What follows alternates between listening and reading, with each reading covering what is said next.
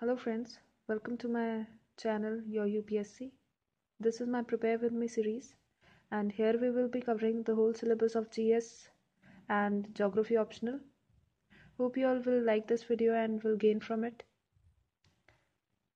So today's video is for Geography, and this is for both Geography optional and non-Geography students. Whenever we will be covering the purely Geography optional part, I will let you know. So stay with us and let's get started.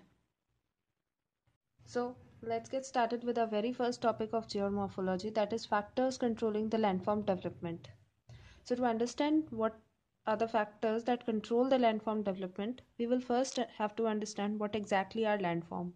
So in simple words, we can say that landforms are the 3D morphological or physical structures of the earth characterized by definite shape, size and dimensions. That is, you can differentiate a mountain from a plateau because mountain is having a different shape and plateau is having a different shape.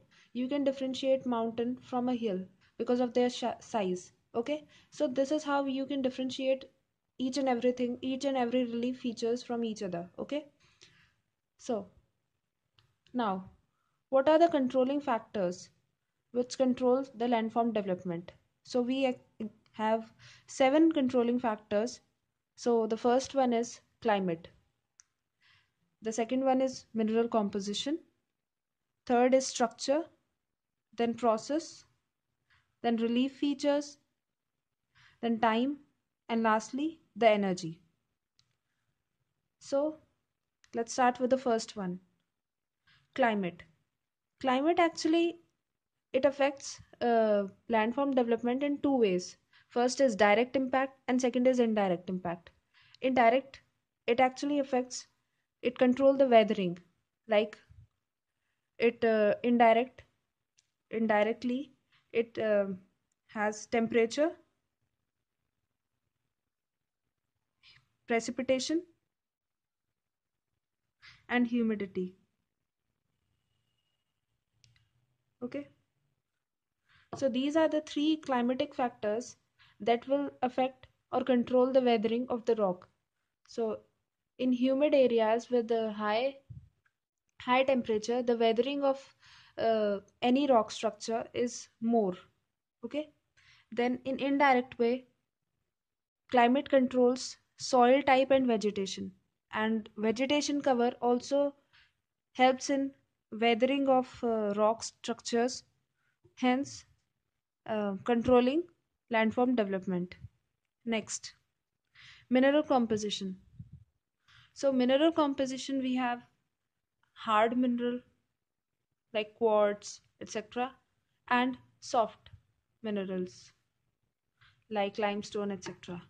So like now mineral composition will affect the landform development in the sense that hard rock structure will get eroded very slowly than the soft rock structure.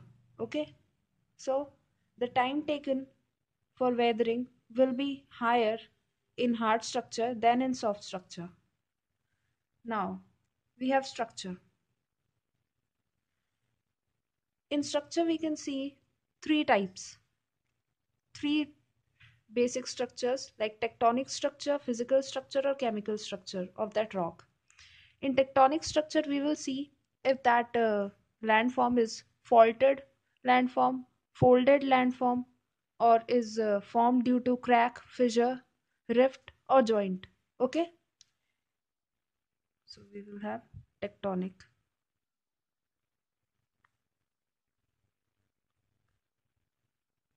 Second, we will have physical structure. I have to write slow because my camera will not get focused if I'll write fast. Okay, so physical features, we will see what is the hardness of that rock, its density, rock size, permeability, solubility and texture. In hardness we have already discussed. Density is also one of the same thing. Rock size, actually in rock size we will see that the more the smaller the rock structure will be, it will get weathered very soon than the bigger one, because the surface area exposed to the outer climate or the surrounding environment is more in the smaller rock structure. In simple example, we can see the ice granules. If they are small, they will get dissolved in water very quickly as compared to if you dissolve ice cubes in water. Okay. Next is chemical structure. So in chemical structure, we will see what is the rock type, like if the rock is igneous, sedimentary, or metamorphic rock. Then what is the arrangement of rock structure, that is either it is folded structure or faulted structure or doomed, inclined, what is, if it is inclined, what is its slope, or horizontal. Then the composition of mineral, like what all minerals are uh, come together to form that rock structure. Then crystallization. Okay, so in crystallization we will see that the atoms of the molecule are formed, they are arranged in a definite shape. Okay, so the more,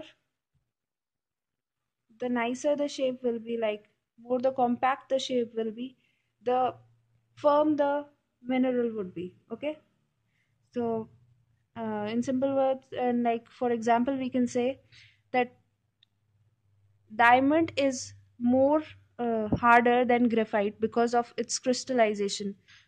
Like, okay, so graphite is like this. So each layer slide over one another. That's why it is not as hard as diamond. Okay. Next, the process. So in process, we have two types of processes, and simply that is exogenetic process or endogenetic process. Exogenetic process will see that all the processes which are due to sun, like externally, sorry, I'm so sorry, exogenetic process. In exogenetic process, we will see that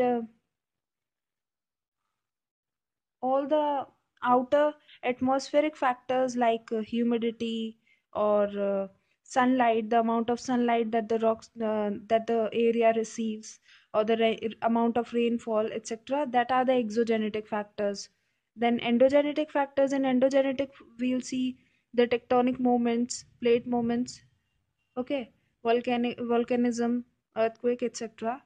So these are all are the exogenetic and endogenetic processes. Then relief features. So relief features are very important factors for controlling the landform development, as you see Himalayas and Aravallis. Okay, so Aravallis are in old stage and Himalayas are in youth stage. Okay, so Himalayas have very steep slope as compared to Aravallis. So the rivers flowing from Himalayas will be having very high velocity, sorry, speed, than the one flowing from Aravalli. Okay, so the rate of erosion in Himalayas will be much more than the rate of erosion from Aravallis. So hence we can say that the relief features are the important factors for controlling the landform development. Then time. In time, we exactly, what exactly time signifies, that the time required for any landform structure to develop. Okay, so some landform structures are developed very fastly, then others are developed in very slow pace. So for example, volcanic cones or volcanic mountains are developed much faster speed than the folded mountains. Okay, now energy. Energy, we will have two sort of energy, that is internal energy or external energy. That is one and the same thing, like we talked in processes. Only the difference is, in processes we will see faulting, folding, etc., and energy, in energy we will see the rate of faulting or the rate of uh, folding, etc. Okay, so in detail we will discuss all these topics in our upcoming lectures. So that's all for today. Thank you and have a nice day. Bye. So that was all for today, guys. If you like this video, please hit a subscribe button and like my video, and please share this video as much as you can. Thank you.